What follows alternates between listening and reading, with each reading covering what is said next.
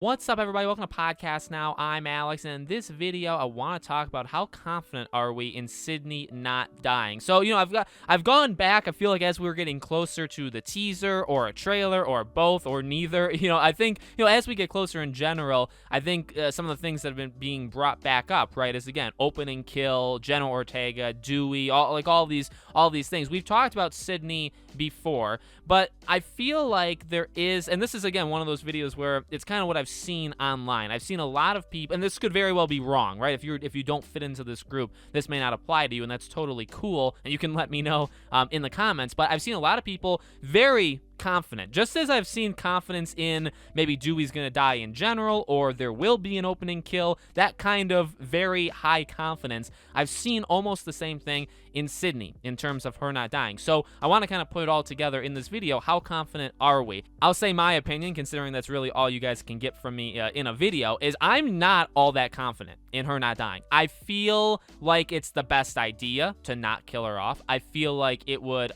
make the most sense to the movie. It would make the most sense to Neve Campbell. It would make the most sense for the franchise going forward, right? So I think in general, it would be more risky and more dangerous, and you have the possibility of upsetting people and that stuff if you do kill her off. So I would say, as always, honestly, I've kept this opinion for my entire life, really, don't kill her off, okay? That's just that's where I stand in the Scream movie. Of course, I want the movie to have consequences to characters, and obviously death is a major thing in these films, right? So obviously people are going to be killed off, but I just don't think you do it with her.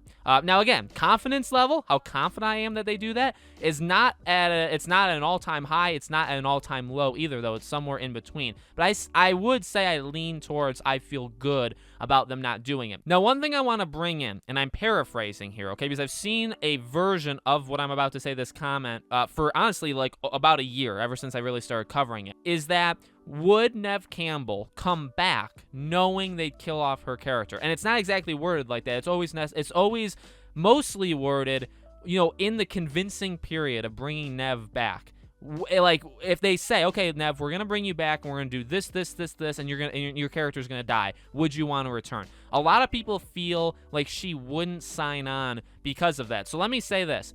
Everything I said in the first 2.5 minutes of this video is how I feel. I feel good that she won't be killed off. I think it's the wrong idea, all that stuff, and I've said those things also in past videos. However, I don't agree, I would say, with that logic of thinking in the comment. I don't know.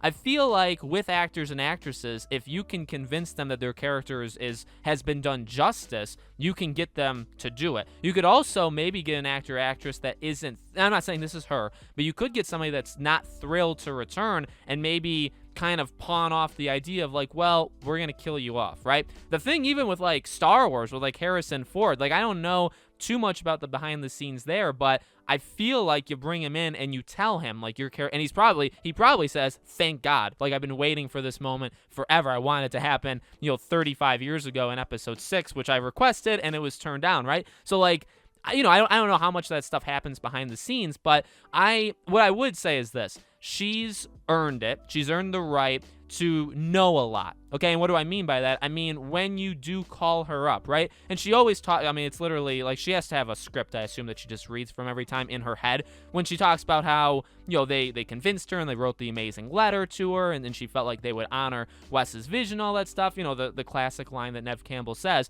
I do think she's leaving out the part where they do explain to her how exactly the movie is going to go. I feel like, just like all the past movies, right, very few cast members knew who the killer was, but she was always one of them. And I think she's earned that, right, because she literally, she is Scream. There's a couple other things that make Scream, but one of them is Sidney Prescott, one of them is Neve Campbell. Okay, so I feel like she's earned that right. So I would say, going in, in that letter or in a phone call or the first day at work or when she gets the script or whatever, she would know if her character is dying. Now, again, would that stop her from doing it, or would it actually entice her to do it more, or did it even happen? That's kind of where I'm at, right? I don't actually buy the comment of they tell her, they say, hey, look, we want to bring this franchise back from the dead, all this stuff, but we're going to kill your character off. And that would be like the blow where she'd say, no, absolutely not. I can't do that.